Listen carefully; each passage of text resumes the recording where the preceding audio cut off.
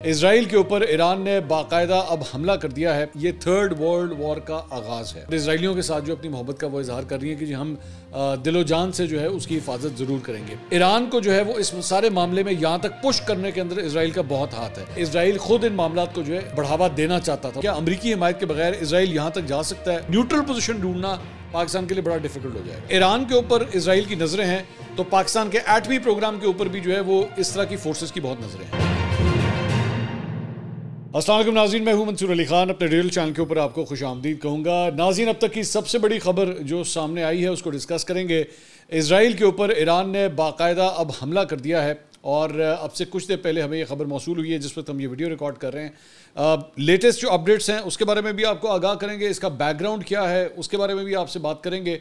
یہاں تک معاملات جو ہیں وہ کیوں پہنچے ہیں اور پاکستان خاص طور پہ اس سارے معاملے میں پاکستان کا کردار کیا ہوگا، پاکستان کے اندر لوگوں کو جو ہے وہ کس چیز کے اوپر نظر رکھنے کی ضرورت ہے، اور یہ جو کچھ بھی سیناریو بن رہا ہے یہ آگے چل کے ڈیولپ ہو کے اس پورے خطے کے لیے، جس میں ایران، افغانستان، پاکستان، بھارت اور یہ جو پورا خطہ ہے وہ اس سے کس طرح اثر انداز ہو سکتا ہے، اس کو بھی تھوڑا سا ایویلیویٹ کریں گے۔ تو اینڈ تک اس ویڈیو کو دیکھیے گا، چینل کو سبسکرائب کرنا مت بھولیے، بیل آئیکن پریس کیجیے اگر آپ کو ویڈیو پسند آئے، اسے لائک اور شیئر ضرور کیجیے، اور اگر آپ کو ویڈیو کو ایکسیس کرنے میں پرابلم ہو رہی ہے تو وی پی این کا استعمال ضرور کیجیے گا۔ اچھا جی، let's first of all go directly to the facts کہ ایکچولی خبر ہے کیا۔ خبر یہ ہے کہ اسرائیلی میڈیا نے ایکچولی یہ دعویٰ کیا اور اس کے بعد اس کی فوٹیجز جو ہیں وہ پوری دنیا کے ساتھ جو ہے اس کو بیم کیا گیا اور دکھایا گیا کہ جناب اسرائیل کے اوپر جو ہے اور اسرائیل کے شہر کے اوپر جو ہے وہ ایران کی جانب سے جو ہے وہ میزائل داغے گئے ہیں۔ اچھا، یہ ذہن میں رکھیے گا کہ وہاں پہ جو ہے ان کی آئرن ڈوم کا ایک سسٹم وہاں پہ موجود ہے جو آنے والے میزائلز کو جو ہے وہ ناکارہ کرتا ہے یا اس سے پروٹیکٹ کرتا ہے ان کے شہروں کو۔ تو تل ابیب میں کے قریب جو ہے وہ بتایا جاتا ہے کہ وہاں پہ ایک عمارت جو ہے وہ پھر بھی حملے کی زد میں آئی اور اس میں 8 افراد اسرائیلی میڈیا کے مطابق جو ہیں ہلاک ہوئے ہیں، اور تل ابیب کے اندر جو ہے اس وقت بھی جب ہم یہ ویڈیو ریکارڈ کر رہے ہیں تو بتایا جا رہا ہے کہ پورے شہر کے اندر جو ہے وہ جنگی سائرن جو ہے وہ اس وقت بج رہے ہیں، اور عام طور پہ وہاں پہ یہ ہوتا ہے کہ اگر کسی قسم کا کوئی حملہ ہوتا ہے تو اس کے بعد پورے علاقے کے لوگوں کو جو ہے وہ آگاہ کرنے کے لیے سائرنز وہاں پہ بجانا شروع کر دیے جاتے ہیں۔ الجزیرہ کی رپورٹ کے مطابق اسرائیلی فوج نے کہا ہے کہ جی ایران سے میزائل داغے گئے ہیں، جبکہ پورے ملک بھر میں سائرن جو ہے اس وقت سنائی دے رہے ہیں اسرائیل میں، اور اسرائیلی فوج نے کہا ہے کہ امریکہ نے ایران کی جانب سے ممکنہ میزائل حملے سے پہلے ہی خبردار کیا تھا، ایران کی جانب سے میزائل حملے کے سنگین نتائج ہوں گے، یہ کہنا ہے اسرائیلی فوج کا۔ مقبوضہ مغربی کنارے رام اللہ سے رپورٹ کرتے ہوئے فلسطینی صحافی محمد خیری کا یہ کہنا ہے کہ آسمان میں درجنوں میزائل مغرب کی طرف، مقبوضہ بیت المقدس اور اسرائیل کی طرف جاتے ہوئے دیکھے جا سکتے ہیں۔ انہوں نے الجزیرہ کو بتایا کہ میزائل تقریباً بلا تعطل جا رہے ہیں، جبکہ سائرن بھی بج رہے ہیں جو کہ اسرائیل کے بڑے علاقے میں سنے جا سکتے ہیں۔ اچھا، دوسری بات یہ کہ اس سارے معاملے کے اندر جو ہے وہ امریکہ کے حوالے سے سب سے پہلے تو یہ خبر آئی کہ جناب امریکی صدر جو بائیڈن نے سیکورٹی جو ان کی کمیٹی ہے اس کا اجلاس بلا لیا ہے، اور خبر ایجنسی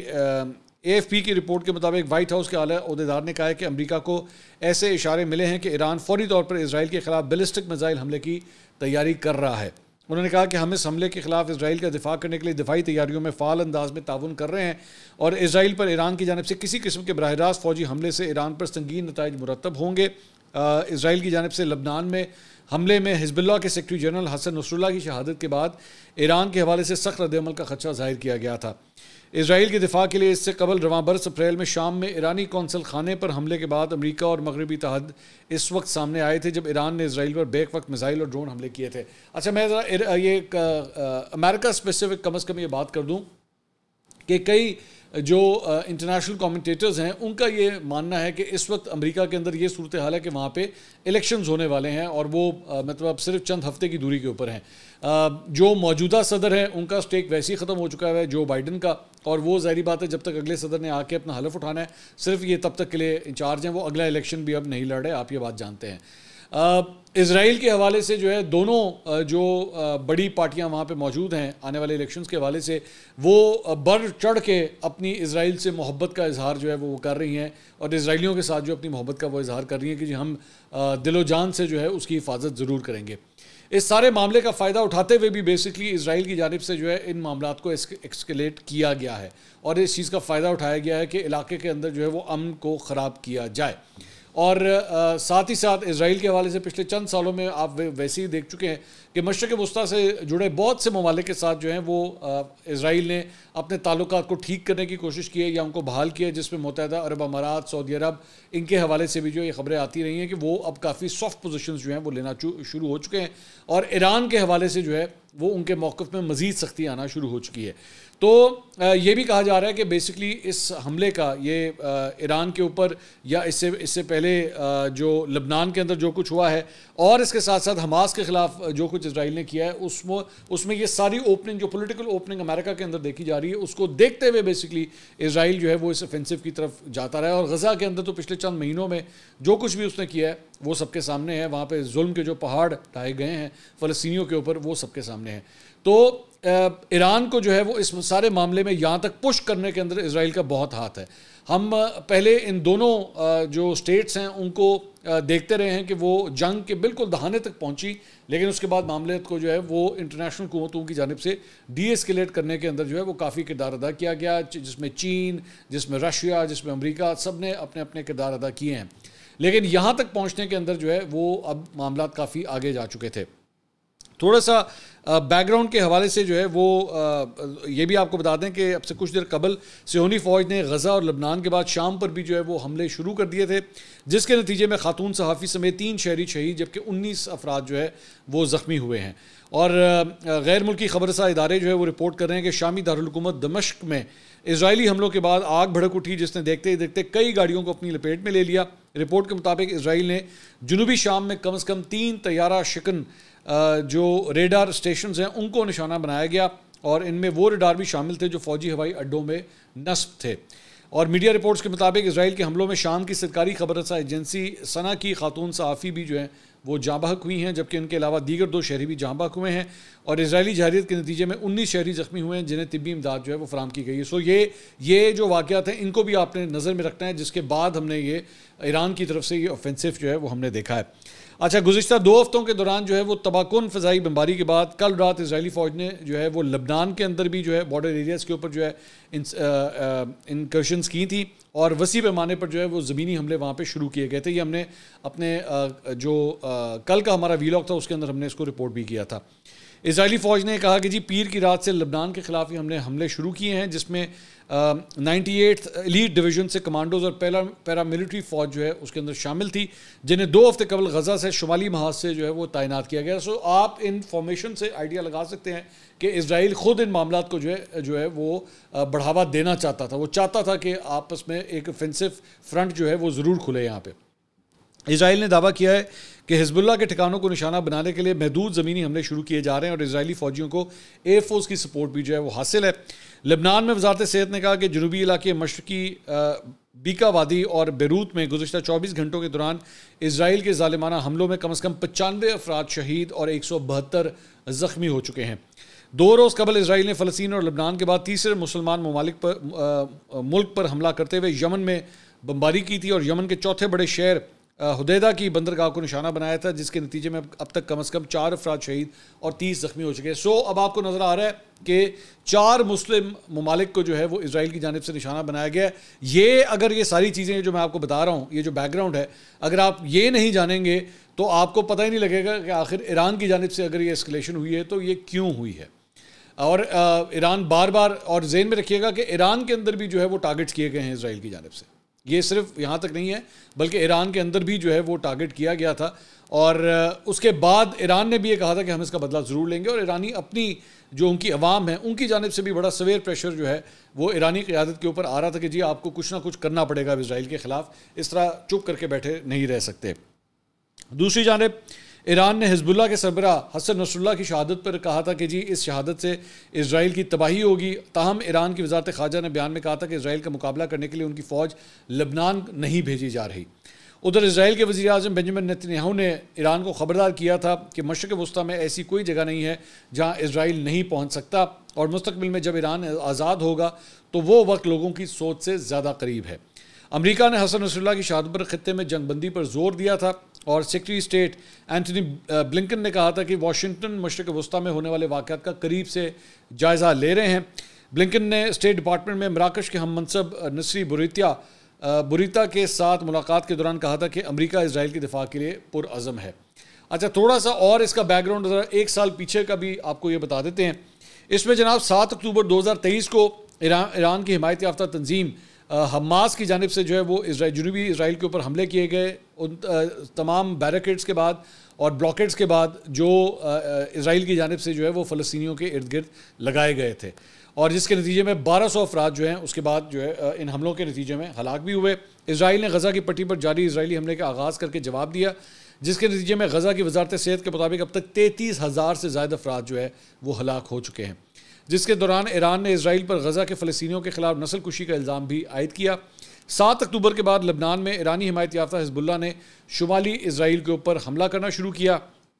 1 اپریل 2024 کو شام کے شہر دمشق میں ایرانی سفارت خانے سے متصل ایرانی کونسل خانے کی ملکہ عمارت پر اسرائیلی فضائی حملے میں 16 افراد ہلاک ہوئے, اور اس میں اسلامی پاسداران انقلاب کور کے ایک سینئر قدس فورس کمانڈر بریگیڈیئر جنرل محمد رضا ظاہری اور 7 دیگر IR جیسے افسران جو ہے وہ شامل تھے. حملے کے فوراً بعد ایران نے انتقام لینے کا عہد کیا. اطلاعات کے مطابق یہ فضائی حملے کا ممکنہ مقصد تھا. اچھا اس ساری چیز کے بعد چند سوالات, اور اس کے بعد میں پاکستان کے پرسپیکٹو کے حوالے سے بات کرنا چاہوں گا. سب سے پہلا ایک پوائنٹ یہ آتا ہے کہ زیادہ تر لوگ جو ہے وہ اس وقت یہ بات کر رہے ہیں کہ کیا یہ 3rd ورلڈ وار کا آغاز ہے. I think it's still too early to say that. یہ میں پہلے آپ کو کلیئر کر دوں, I don't want to be one of those کہ وہ بیٹھ کے جو ہے وہ بلا وجہ کی اسپیکولیشن جو ہے وہ شروع کر دیں. بس یہ آپ دیکھیں گے اب یہ کام سٹارٹ ہو گیا نا, بہت سے لوگ جو ہیں وہ یہاں پہ اپنی اپنی تھیوریز پیش کریں گے. جی دیکھیں جی 3rd ورلڈ وار کا آغاز ہو گیا ہے, اور اس فرنٹ سے اور اس فرنٹ سے لوگ جو ہیں وہ بیچ میں شامل ہونا شروع ہو جائیں گے, اور ہم دیکھیں گے کہ 2 مختلف فرنٹس جو ہیں وہ آمنے سامنے آ جائیں گے. آئی تھنک ابھی یہ بہت جلدی ہے. میرا خیال میں انٹرنیشنل قوتیں جو ہیں وہ بھرپور کوشش کریں گی کہ معاملات کو جو ہے ڈی ایسکلیٹ کیا جائے. بالکل, اور ایسے میکنزم جو ہے وہ موجود ہیں کہ وہ ڈی ایسکلیٹ کرنے کی بھرپور کوشش کریں گے. ایک بات. دوسرا, اقوام متحدہ میں ابھی یونائٹڈ نیشن جنرل کونسل کا جو ہے وہ اجلاس ہوا تھا, اور اس کے اندر پاکستان بھی وہاں پہ موجود تھا. بنجامن نیتنیاہو نے بھی وہاں پہ تقریر کی تھی, ایون دو بڑی بھڑکتی ہوئی تقریر تھی, بلکہ پاکستانی وفد نے جو ہے وہ اسرائیلی جب اسپیچز وہاں پہ ہو رہی تھی تو پاکستانی وفد نے وہاں سے بائیکاٹ کیا تھا, اور پاکستان نے واک آؤٹ کر دیا تھا اس سیشن سے. اس کے علاوہ ایک اور سوال یہ ذہن میں آتا ہے کہ کیا امریکی حمایت کے بغیر اسرائیل یہاں تک جا سکتا ہے. میں نے اس کا جواب آپ کو پہلے میں نے دیا تھا کہ امریکہ کے اندر آلریڈی ایک ویکیوم نظر آ رہا ہے. پورا امریکہ فوکسڈ ہے اپنے اگلے الیکشنز کے اوپر, تو عام طور پہ یہ ٹائمز ہوتے ہیں کہ وار کو جو ہے اسکلیٹ کر دیا جاتا ہے. بھارت ہمارا جو پڑوسی ملک ہے وہ تو ماسٹر ہے اس کام کا. آپ اٹھا کے دیکھ لیجئے کہ جب وہاں پہ الیکشنز ہونے والے ہوتے ہیں تو بارڈر جو ہے وہ ہاٹ ہو جاتا ہے. انڈیا اور پاکستان کا بارڈر جو ہے وہ ہاٹ ہو جاتا ہے, اور اس میں کوئی نہ کوئی شرارت انڈین سائڈ سے ضرور کی جاتی ہے. تو یہاں پہ بھی جو ہے وہ آپ کو اس پوائنٹ آف ویو کو ذہن میں رکھنے کی ضرورت ہے کہ امریکہ کے اندر بھی اب الیکشنز ہونے والے ہیں, یہ ذہن میں رکھیے گا. اچھا اس کے بعد اگلا سوال ظاہری بات ہے پاکستان کے پرسپیکٹیو سے آئے گا. جب پاکستان کی جو پوزیشن ہے وہ بڑی ڈفرینٹ ہے, اور وہ ڈفرینٹ کیوں ہے وہ میں آپ کو بتاتا ہوں. وہ اس لیے کیونکہ پاکستان جو ہے وہ ٹریڈیشنلی اگر آپ اٹھا کے دیکھیں سعودی عرب اور ایران, تو پاکستان جو ہے وہ سعودیز کے زیادہ قریب رہا ہے, اور سعودیز جو ہیں وہ انہوں نے ایران کے حوالے سے ایون دو چند سالوں کے اندر جو اپنی پالیسی کو تھوڑا سا چینج کیا ہے, اور وہ سختی نہیں رہی جو ایک ماضی میں ہوتی تھی. لیکن میرا خیال میں پاکستان اپنی جو بھی پوزیشن لے گا, ایک تو ایران آپ کا پڑوسی ملک ہے, اب ایران کی جانب سے جو ہے وہ تو حملہ کر دیا گیا اسرائیل کی طرف سے.